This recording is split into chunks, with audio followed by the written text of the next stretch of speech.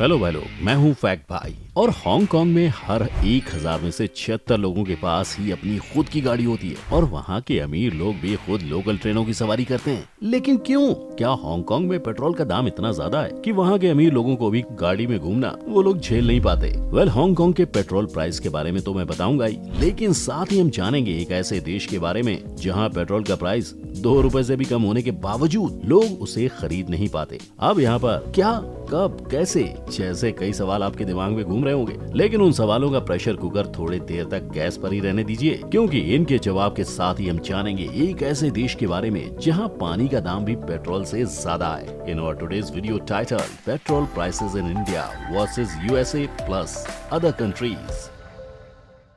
Number 1, Hong Kong. Hong Kong को business culture और trade का एक वर्ल्ड क्लास सेंटर कहा जाता है, लेकिन क्या आपको पता है कि इस अमीर शहर के अमीर लोग भी गाड़ियों से घूमना पसंद नहीं करते? अरे सच्ची, यहाँ हर 1000 में से सिर्फ 76 लोगों के पास ही अपनी खुद की गाड़ी है, बाकी सब लोग वहाँ के पब्लिक ट्रांसपोर्ट से ट्रैवल करते हैं। तो क्या वहाँ के पेट्रोल का दाम इतना ज्यादा है कि वहाँ के अमीर लोगों को भी ये भारी पड़ता है? वेल हाँ, क्योंकि पूरी दुनिया में सिर्फ हांगकांग में ही पेट्रोल सबसे ज्यादा महंगा बिकता है, and that is 190 rupees per litre. ये सुन के ऐसा लग रहा है कि हम नसीब वाले हैं बाबा, लेकिन क्या पता कल को हम हांगकांग को टक्कर देने लगे तो।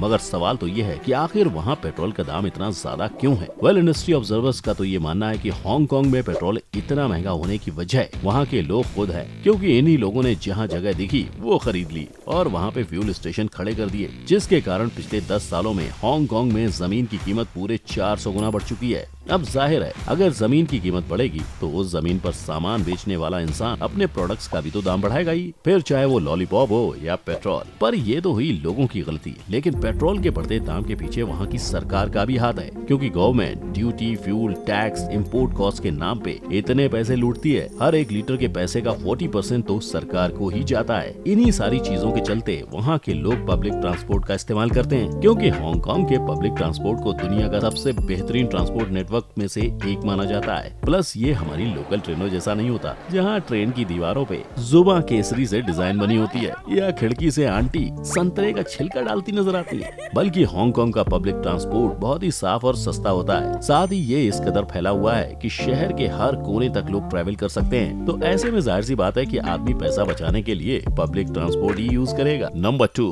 कुवैत। भाई लोग, कुवैत के पास पूरी दुनिया का 9% ऑयल रिजर्व्स है, यानी इनके पास इतना तेल है कि अगर वो दूसरे देशों को तेल देना बंद कर देना तो पूरे 775 साल तक वो अपने तेल रिजर्व के बलबूते पे ही निकाल सकते हैं। लेकिन वो दूसरे देशों को तेल यानी पेट्रोल देना बंद भी तो नहीं कर सकते ना, क्योंकि यही ऑयल एक्सपोर्ट उनके जीडीपी में लगभग आधा योगदान देता है। प्लस सरकार की पेटी भरने का 90% काम भी ये ऑयल एक्सपोर्ट ही करता है। अब जिस देश के पास इतना तेल है कि वहाँ के लोग रोज उसी से नहा ले, तो सोचो कि वहाँ इस तेल यानी पेट्रोल का भाव कितना होगा। अरे ज्यादा दिमाग मत खजाओ, मैं बताता हूँ। वहाँ 1.5 लीटर पेट्रोल की कीमत सिर्फ 26 रुपए 40 पैसे है। लेकिन इतना तेल होने के बावजूद भी कुवैत ऑयल कंजम्पशन के नाम पर दुनिया में सिर्फ 39 पोजीशन पे ही आता है, क्योंकि पूरी दुनिया का सिर्फ 0.4% ऑयल ही ये लोग कंज्यूम कर पाते हैं। अब पता नहीं कि ये लोग प्राकृतिक संसाधनों को बचा रहे हैं या फिर वो ज्यादातर तेल एक्सपोर्ट करने के पीछे ही तुले हुए हैं। तुम लोग को क्या लगता है भाई? अब जरा सर गुजाओ और कमेंट सेक्शन में अपना जवाब बताओ।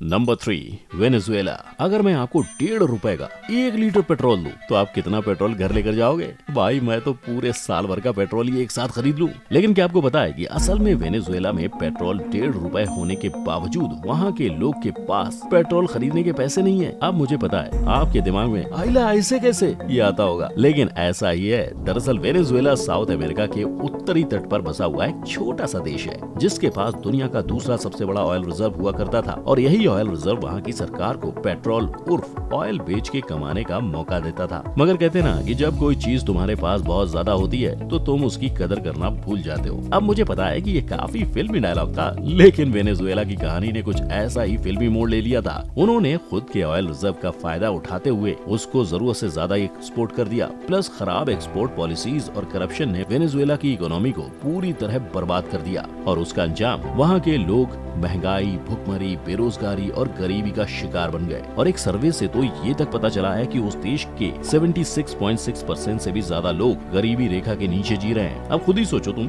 लोगों के पास खाने के लिए ही जब पैसे नहीं है तो पेट्रोल वो कैसे और क्यों ही खरीदेंगे। यही गरीबी और महंगाई एक वजह है कि वहाँ हर 1000 में से सिर्फ 145 लोगों के पास ही कार और दूसरी गाड़ियाँ नजर आती हैं। Number 4, USA. इंटरनेशनल मार्केट में पेट्रोल के प्राइस बढ़ रहे हैं, जिस वजह से नॉन अरब देशों में पेट्रोल के प्राइस आसमान छू रहे हैं। लेकिन वहीं यूएस को कोई फर्क नहीं पड़ता, क्योंकि यूएस गॉगल चढ़ा के जीता है चिल लाइफ। क्योंकि वहाँ 1 गैलन यानी 4 लीटर पेट्रोल का दाम 260 है। यूरोप में 1 गैलन की कीमत 600 से ज्यादा है। तो आखिर यूएस ऐसा क्या कर रहा है कि वहाँ 1 लीटर पेट्रोल सिर्फ 65 रुपए में मिल रहा है? क्योंकि यूएस को लगने वाले टोटल पेट्रोल में से सिर्फ 50% पेट्रोल ही वो बाहर से इम्पोर्ट करता है। बाकी का 50% पेट्रोल यूएस अपने खुद के ऑयल रिजर्व में से निकालता है। और यूएस की यही ऑयल और नेचुरल गैस इंडस्ट्री इतने लार्ज स्केल पे धूम मचा रही है कि सिर्फ यही इंडस्ट्री यूएस के जीडीपी में पूरे 75% कंट्रीब्यूट करती है। Number 5, Saudi Arabia. अब हम उस देश की बात करेंगे जिसके पास पैसे और तेल दोनों का भंडार पड़ा है। लिटरली सऊदी अरेबिया के पास पूरी दुनिया का 1/5 ऑयल रिजर्व है,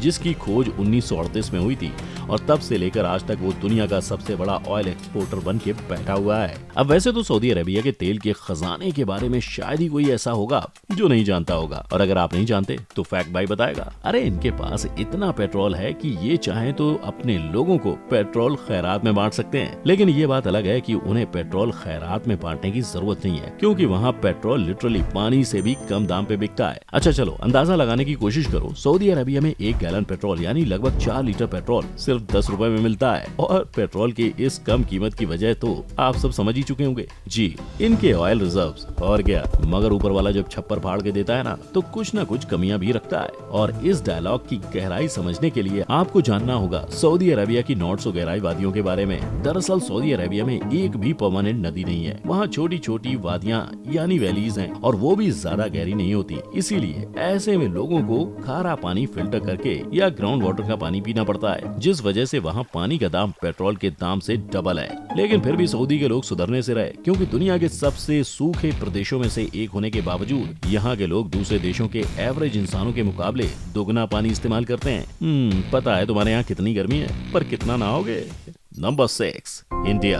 अब आखिर में हम बात करने वाले हैं हमारे देश के बारे में, हमारे भारत की, जहां हर चीज तेजी से बढ़ती है, फिर चाहे वो कोरोना हो या पेट्रोल के दाम। ऐसा मैं इसलिए कह रहा हूं क्योंकि फिलहाल दिल्ली में 103 रुपए 97 पैसे यानी लगभग 104 रुपए, और हर जगह पेट्रोल का दाम 100 रुपए से ज्यादा ही है। लेकिन इस चीज की जिम्मेदारी अपने कंधों पर लेने के लिए कोई भी तैयार नहीं है। कोई कहता है कि इसकी वजह पिछली सरकार है, तो वहीं कोई कहता है कि इसका मकसद वेलफेयर स्कीम के लिए पैसे जमा करना है। मगर पेट्रोल प्राइस में हुई इस बढ़त की एक वजह इंटरनेशनल मार्केट की बढ़त भी है, जिसने 2021 में काफी ऊंची छलांग मारी है, जिसका कारण कोई और नहीं बल्कि हम और आप जैसे लोग ही हैं। क्योंकि जैसे ही हालात थोड़े बेहतर हुए, हम लोग निकल पड़े दोस्तों के साथ उस गोवा के रोड ट्रिप पे जो पिछले 5 साल से कैंसिल हो रही थी। जोक सपाट, लेकिन ज्यादा लोगों के घर से बाहर निकलने के कारण ही पेट्रोल की ग्लोबल डिमांड बढ़ चुकी है, और उसी के कारण उसका दाम भी। और दूसरी एक प्रॉब्लम ये भी है कि इंडिया में सऊदी की तरह कोई ऑयल रिजर्व नहीं है, जहाँ से वो खुद के लिए पेट्रोल निकाल के कॉस्ट को कम कर सके। इंडिया में लगभग 80% पेट्रोल दूसरे देशों से इंपोर्ट किया जाता है, तो जाहिर है कि बढ़ते इंटरनेशनल प्राइस के कारण हमें पेट्रोल भी सस्ते में नहीं मिल रहा। लेकिन इसका ये मतलब नहीं है कि ये सब में हमारी सरकार का बिल्कुल भी हाथ नहीं है। अब जहाँ पेट्रोल के दाम बढ़ते ही जा रहे हैं, उस पर गवर्नमेंट भी 60% एक्साइज ड्यूटी लगाती है, यानी 100 रुपए के पेट्रोल में 60 रुपए तो सरकार की ही जेब में जा रहे हैं। जबकि कायदे से देखें तो इन पर जीएसटी लगाया जाना चाहिए, ताकि इनके प्राइस भी कम हो, आम आदमी का तेल भरवाते टाइम तेल ना निकले। पर इस सब पर आपका क्या कहना है? क्या इंडिया में बढ़ते पेट्रोल प्राइसेस में सच में गवर्नमेंट का ही हाथ है, या वो तो बेचारे बस इंटरनेशनल ऑयल के बढ़ते प्राइस के मारे हैं? मुझे नीचे कमेंट सेक्शन में जरूर बताना, और दूसरे देशों के कम तेल के भाव दिखा के अपने दोस्तों को रुलाने के लिए इस वीडियो को शेयर भी करो। साथ ही अगर ऐसे ही और भी वीडियोस देखना चाहते हैं तो रुके क्यों हो, नीचे जो सब्सक्रिप्शन बटन है उस पर और बेल आइकन पर क्लिक करके फैक्ट भाई के वीडियोस दिन रात देखते रहो। लेकिन आज के लिए बस इतना ही, मिलते हैं नेक्स्ट वीडियो में, तब तक के लिए जय हिंद।